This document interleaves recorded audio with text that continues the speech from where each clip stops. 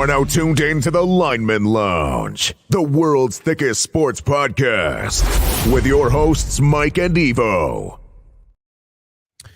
Como están, bitches? It's your boy, Thick Evo, and to my left, you don't see anybody today. At least that's not as of right now. I do have Beth to my right helping me out here, but this is a Lineman Lounge special. We're going to be doing a real short episode today because we didn't do one last week. And if you've been following our social media, you'll probably understand why. So last week, my co-host and good buddy, everyone's good buddy on the show, Sleeveless Mike, and his family got into a bit of a car accident. And when I say bit of a car accident, I mean it was pretty serious. So I'm going to throw some stuff up on the screen here for you. Family got into a car accident, and it was nothing to shake a stick at. Mike encountered some injuries. Here he is off in the hospital looking good. I'll let him go over all this stuff with you whenever he's back on the show. But Mike is currently in recovery. From what I know, he's doing well. The family seems to be doing well. And we can't be more than thankful for all the support and everything that we've had from all the fans at the Lineman Lounge, from our personal friends, our close family friends, everybody that has shown us support and shown Mike and his family support after this has been absolutely incredible and amazing. Super thankful for all of the support that everyone's given. But I'm not the person that should be thanking everybody.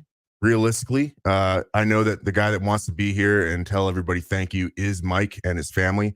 So we might as well pop him on into the show. Como están, bitches? What's up, Mike? Everybody? I am so glad that I can say hello, that I'm able to say hello.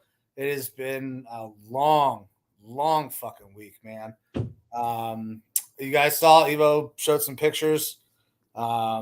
It was not a great experience. 0 out of 10. Do not recommend. But you know, I'm on the road to recovery. I have 35 staples holding my belly together, running north to south. At some point, I will maybe post some pictures of that. It is fucking gnarly though. So I had a question because I saw the picture. Yes. Do doctors? I mean, you're at the Cleveland Clinic, right? I am not at the Cleveland Clinic. I am at University Hospitals, which is also great hospital. Cleveland Clinic does not have a trauma center, and I very much needed a trauma center when I got to the hospital. So fair enough. Well, so my question is, do they not have the capability to cut into people without it being like a Frankenstein scar? Like, what you'd think that they would do straight lines, and this thing's just it's all over the place. I think that they were in a very big hurry to get me opened. Because if you haven't heard, like I have a broken arm, no big deal, doesn't fucking hurt. But is that the righty? This is the righty. So the baiting arm. Producer Amber, who is actually my beautiful wife, our producer, has been hanging out in the hospital with me. She's going to be very busy once the catheter finally fucking comes out in a couple weeks. But it's the arm's fine, like doesn't hurt. The ankle's fine. The belly though was not fine. I had a 7-centimeter rupture in my bladder. I believe the human bladder only inflates to about 30 centimeters. That's an absolute max capacity. Like you are literally unable to hold the piss anymore. So about a quarter of my bladder was just fucking torn open. It was bad. Very lucky to be here, but shit is the way it is, man. I'm happy to be here talking with you. I also got a brand new fucking nickname out of this, Trauma Romeo. There you go. Now, where did that come from? So I understand the trauma part, but yeah. So like I said, I needed a trauma team. Actually, I had a team. I had a 7-surgeon surgical team to kind of open me up and repair me. But they give you a name. I didn't earn a nickname. I wasn't hitting on anybody, Producer Amber's not going to reach over here and smack me real quick. Trauma Romeo, I guess I was like the 20th guy of the day or whatever that had a trauma. So it's just like your phonetic alphabet. But Trauma Romeo is a pretty good nickname. I'm going to act like it is more important than what it is. It does make things more complicated when you're in the hospital. Amber's trying to find Michael Carlisle. I need to find my husband. My sister's trying to figure out what's going on. Where's Trauma Romeo? And they're like, I'm looking for Michael Carlisle. Like, he's not here. We don't know who that is. Until they figure out that, oh, Trauma Romeo is. So I had to go by that name for a few days until they finally took me out of the trauma status. And I got to be me again. There could be way worse nicknames. Oh, yeah. Trauma buttfuck. I'm sure that's a pretty common one. I mean, buttfuck seems like it's a little aggressive, but aggressive. But hey, you had an aggressive thing going on, so you never know. I did. And when people see the scar, what Evo was alluding to, it is fucking gnarly. They did not give two shits about this thing being a straight line. It looks like I was attacked. Now, viciously. I do have a couple questions with this too. A, do you have a good origin story for it that you've thought up other than just being in a car crash? So I do. I have one, but this one is for the kids. Okay. Because I love my kids. I love when my kids get to hang out with their other friends. But kids are assholes, right? Like, let's fuck them kids sometimes. I'm going to tell all the kids in the neighborhood, whoever sees it, like, oh yeah, I was swimming in the deep end of the pool and I was attacked by a shark. Oh, okay. That'll work for a little bit. That will work for a little bit. Now, I don't know at Graydon's age that they're going to believe that, but you might get the girls. Yeah. Yeah. All right. So I was going to say, I don't know. I have not come up with anything good. I'm thinking maybe some sort of like, axe murderer type story. I don't know. We're going to work in progress. A failed penis enlargement surgery. Yeah. Well, I don't know if it needs to get that much bigger. I don't know either. I don't know. All right. So that was one of the questions. And now I'm not going to be able to think of the other one. God damn it. Oh, well, I'm sure we'll get to it. Oh, actually, it was going to be, were you going to ask them while you're in there, just like tighten things up a little bit, maybe take 5, 10, 20 pounds off of me, so add it to the ding dong? That'd have been super dope because for quite some time, I was very, very bloated, unable to do some basic things on my own. So taking out some of the belly would have been very nice, but I did not think to ask. I was heavily sedated. I was very not in my own mind at the moment. Luckily, I had the wherewithal to tell them, yes, please perform the emergency surgery because Amber was not with me. She was with the kids. Kids are all doing fine. Graydon ended up with a fractured orbital. Not too bad. Does not require surgery. We're going to try to get him an appointment this week to see when he can resume sports activities. So I had to do that on my own, trying to fight through piss just soaking my internal organs and tell them, yeah, please don't let me die here on this table. Yeah. No shit.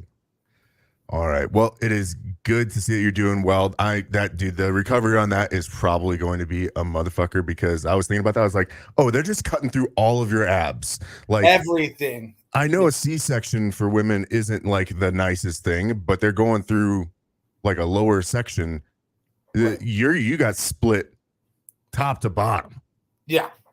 I got cut open like a fucking top open hot dog bun. Yeah. Great. Fantastic. So that is going to be an awesome, fun time recovering for you. But from what I know from people our age that have these sorts of traumatic injuries and stuff like that, a lot of people are like, oh, this person's just going to become a slob now. They're like, they can't do shit or whatever. And it actually turns out to be the opposite because I'm sure you're going to have to do some physical therapy and stuff like that. And the physical therapists tend to be like, no, you're going to look at this like a life-changing event and you are going to get your shit together. Like you're going to fucking go get swole and stuff like that. It happened to the comedian Tom Segura. He went and snapped his arm in half and tore his patellar tendon, and everyone was like, "You're not gonna turn. you're just going to become this gigantic blob. And he's like, no, I'm getting on TRT. I'm working out every day. I'm eating clean. I'm taking control of my life again because I almost had my body taken away from me. So this could be a very positive experience for you in the long run. Yeah. Yeah. And I don't want to get too emotional on the show. It's been a very emotional week. I'm sure that at some point that stuff is going to come out when I'm back, when I'm home, and we get to sit down and do this for real. But I'm very fortunate. I'm very happy to be here. And the fact that I am here is going to cause probably a lot of changes in how I am, how I act, the way I take care of myself to make sure that, my body is in the best physical shape it can be. That way I have the ability to recover and bounce back from things. So. Absolutely. All right. So we'll get off of that topic a little bit. And this is a sports show. We will talk about one sports thing that is relatively breaking news here within the last hour, just to get your take on it. So before I let you go and keep on the road to recovery, DeAndre Hopkins just signed a deal with the Tennessee Titans. I believe it is a 2-year deal worth $24 million up to $32 million, something like that. So what are your thoughts on DeAndre Hopkins signing with the Titans? So I hate this as a fit for DeAndre Hopkins. It's a great signing for the Titans because they have no fucking weapons. They don't know who their quarterback is going to be. Because I think everybody's starting to be off of Tannehill. If they weren't already, like we've been off of Tannehill for a while, right? Like at least a year and a half, I feel like. They were like, Tannehill's not the dude. He's not the guy. He's not a long-term answer. To me, Tannehill is your bridge quarterback, and they've had him as a bridge there for far too long. I mean, you said you've been watching the Netflix documentary Quarterback. I did. I'm about halfway through it. You actually see in there a bit of Marcus Mariota's past where he was with the Titans and how Tannehill came in and took over for him. And at that point, I really thought Tannehill just should have been a bridge to get them by. But they've ridden him for years and years now, and he's just been blah. He's been okay. Like those first, the first 24 games that he played, because he came in and filled in for Marcus like halfway through the season. He played really good football. He just couldn't get over the hump. But after those like first 24 games, you just saw the same steady ass, like no big plays, doesn't excite me, doesn't seem like a great leader of men from that quarterback position. And he was just kind of okay, whatever. He could do some things, but not anything really well. So I was like, okay, Tannehill's not the guy. Then they go out, they get a Malik Willis, right? Mm-hmm. Who last year's quarterback class was absolutely fucking abysmal. Yeah, there's talks of him being the number one overall until it just didn't happen because that class was terrible. Yeah. So there's talks of him being cut, like not even making this fucking roster. And then you get the dude that puts mayo in his coffee. Like, why does DeAndre Hopkins want to go to the Tennessee Titans to play with this group of quarterbacks? It doesn't make sense to me at all. Like, he's had guys who are dynamic at the quarterback position, and a Deshaun Watson and a Kyler Murray. Now, you and I are both not Kyler Murray guys, and prior to Deshaun, missing so much time, he was very good, top 5, right? So you have guys who have certain abilities who can make things happen, and now he doesn't have any of that with the Tennessee Titans. I have to feel like somewhere there was a better team that could have signed him, but maybe not giving him as much money. If this is a money grab for DeAndre at this point, I feel like that's the wrong decision. And I was a little incorrect there. It's 2 years, $26 million, worth up to 32 with incentives, and so that breaks down to a $13 million per year. He could have got 8 to 10 to go play for a contender. And that's kind of where I'm at, is that this was probably the max money deal that he was able to get, and he ended up just going for the money, because it doesn't make sense to me either why you would go to the Titans. Yes, you have Derrick Henry, but you've got a completely retooled offensive line. You have no quarterback. You essentially have no one else at wide receiver to take pressure off of you. The You're defense is in a fucking doubling rebuild. D-Hop every goddamn play. Yeah, and there has been question marks about D-Hop and his ability to have speed. His route running seems to always be there. His catching seems to be there, but they say that he's lost a gear. There's been rumors and reports of him being washed up, and this could just be a bunch of the offensive off-season scuttlebutt. But we don't really know who he is anymore. Is he the D-Hop that he was prior to these injuries and stuff? He thinks, and I'm not sure. Based and on the quotes, he thinks that he's got another 5 to 6 years in him. I don't think which would be wild. That would be wild. He's 32 right now, so he's at the beginning stages of the end of his career.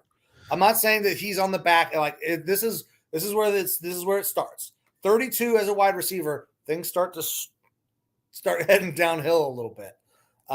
So I think he has more productive years, but is that team going to be productive with him? I don't see it. Who's fucking playing quarterback? Yeah, it doesn't make sense to me unless Will Levis kind of pops out of nowhere and becomes a decent quarterback.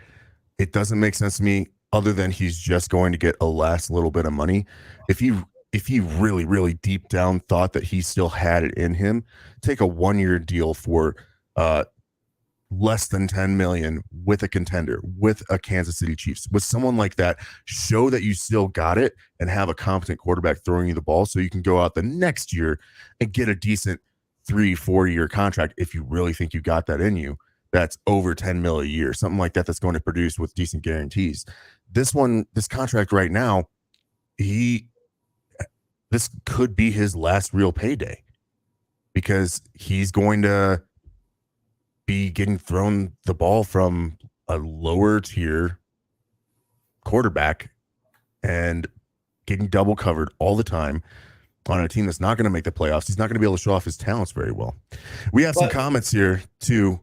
Benjamin Norwood, why the fuck are you in the hospital? Well, Mike and the family was in a car crash and he's been there for about a week and hopefully getting out of there real soon. Yeah, so that had a potential to be out today. That is dwindling as it is now 3 p.m. So hoping tomorrow I'm out, but yeah, we're hoping for you too, man. But yeah, DeAndre Hopkins, I figured we had to get some sports in on this show. Yeah, both of us are kind of off on it. I guess I have a question for you. Considering, so this could be his last big payday, right? Mm-hmm. We know that DeAndre is confident in his abilities still. Does DeAndre think that let me get this money now, and then when I hit that 34-year age, I can take a 6-year or $6 million deal, $5 million deal, and then go, and now I'll go chase my ring? Is he trying to just get that one last little cash grab? Because I feel like if he's that confident, why not take your 1 year, prove it, and then go sign a 4-year or a 3-year, heavily front-loaded, fucking big signing bonus type contract? That's where I'm at, is that if you were to go play for the Chiefs this year and have a solid year, then next year he could go to the Titans and get more than what he got on a 3-year deal. If he really wants to play for the Titans or something like that. To me, this is your prove it year. You just signed a milquetoast contract for 2 years where you're not getting paid top end money. You're not getting paid bottom end money. You're just getting paid decent money because no one knows what you are anymore, but it's probably the best that he could get. And he's prioritizing the money over the playing situation, which yes, ma'am, makes sense to me. Your blood pressure is down. Yes, ma'am. I got to get a blood pressure wrong, guys. Oh, yeah. Hey, by the way, bruises all over. Nice. Yeah. Well, do you want me to let you go while you do that? There's one other thing you should talk about. No, I mean, I'm good as long as you guys are good with me doing a blood pressure test on the show. I'm good with it. All right, go ahead, brother. Go ahead and tee us up. Sorry, I'm doing a podcast right now. But yeah, it's just I am very concerned for his decision making in this aspect. He's already made his money, and he just played with AJ Green. He saw what a old veteran wide receiver who still thought they had some in the tank, what they look like going to a team that doesn't have a good quarterback situation. He should be taking those lessons and going to a contender for a year so that way he can go and make that money on a contract next year. But that's just where I'm at. Yeah, so that is I don't get it. I don't like it. I thought Patriots had a better shot than the Titans did, honestly. Because Yeah. at least you Which have a proven coach. Not that Vrabel's not proven, but much better. What was it? 119. Oh, wow. Fuck yeah. Blood pressure's getting better, boys. awesome. But that's the thing is that I think that this could also just be a signal that other teams were offering him way less, maybe like in the $5 million a year because they think that he's washed up. So this might have been like his only chance to get money. And I don't know. It just doesn't make sense to me. Yeah, I don't get it either. But producer Amber did bring up a good point. Something else that we absolutely should talk about today. U Sports, the team that we are sponsoring, had their very first playoff game. I was so sad that I could not fucking be there, but the boys showed up and showed out. Got a big win. Final score 13-4 in the first round. Excellent. We went in as the number 2 seed. So obviously we should get a win today, but that means they're going to be playing again on Wednesday, assuming weather is good. I'm hoping I can be there for a little bit of that as well, assuming I get out of the hospital. And but man, I'm so proud of those boys. We've had such massive improvements from a lot of kids on that team throughout the year. Kids that have not had a lot of success in baseball. Going 3 for 3 today in the playoffs, showing up when they absolutely need it. So very excited for that. Graydon obviously is not playing. I'm not going to let him play until we speak to a doctor about the broken orbital bone, because the last thing I need is him taking another shot to the face. Yeah. But I'm very, very proud of those boys, what they were able to do, and they got to keep going. Still more work to be done. And hopefully you will be able to be out there for that next game, possibly Wednesday. I'm sure that would be a huge motivational boost for all of them. I'm sure they're playing hard anyways for you, but yeah, I had the opportunity to speak to him before the game a little bit. Awesome. I had a little slightly emotional moment, but I mean that shit's gonna happen for a little while. I think I'm gonna have to deal with that. But yeah, good job, boys. I'm very proud of the way you guys performed. I was actually able to watch the game as well. Had a parent live stream it for us. You guys can see that stuff on the Lineman Lounge Facebook page. So awesome. All right, man. Well, do you have anything else that you want to tell the people before we get out of here? I don't. Everybody who has sent their thoughts, prayers, your support, all of that, thank you so much. I'm gonna go through once I get out of here. I'm gonna track down some names of people that have been fantastic and make sure that that I thank you properly, that I acknowledge you, all of that stuff. So just thank you from the bottom of my heart. Very happy to be here with you guys again. Do this, and then we'll get this thing back rolling as soon as we can. Yeah, you couldn't have picked a better time to get injured other than basically the NFL offseason. Yes, we just had the MLB All-Star Game, Home Run Derby, all that stuff, which, we will get into here in the near future. I'm sure I didn't want to take that away from you. We'll double back. There's not a ton of news going on. The biggest NFL news in the last month happened about an hour ago. So yeah. Other than Joe Mixon restructuring, but it's not a big deal. But one last thing here, I'm going to pop this up on the screen. We have the GoFundMe for Mike. It's the top comment right now on at least the YouTube, I believe. But if anyone wants to help Mike out here, GoFundMe. It's on our Facebook page as well. But please go if you can. Donate, help out. Get Mike a assist recliner so that way he can be cozy at the house once he's back home and recovering. Yeah, I'm not gonna be able to crawl on my bed. It's too fucking tall. Plus, it's upstairs. I'm climbing 16 stairs. Is not done 3 though. I got up and down 3 fucking stairs, baby. With a messed up ankle, it ain't gonna be easy. No, well, I got a boot. They gave me a boot. That's good. So. All right, man. Well, if you got nothing else to say, we can call it quits for this episode of the Lineman Lounge. We will be back to you as soon as we are able to, as soon as the recovery is well on the way. And get back to some sports news and fucking around like normal. Hell yeah. Evo, thanks for doing this, brother. I appreciate you so much. And guys, I got nothing else. Hey, interact with the show. Go to the Facebook, Twitter, Instagram, Threads as well. The new social media from Instagram. Oh, we got a Threads. We have a Threads. I got on Okay. there as soon as that happened. So go anywhere that podcasts are found. You can listen to us, watch us on the YouTube, like, subscribe, hit the bell, all that shit, guys. Thank you so much. I cannot even describe how grateful I am for everybody out there who joins us every week. Appreciate you guys. We're going to get out of here. All right. See ya.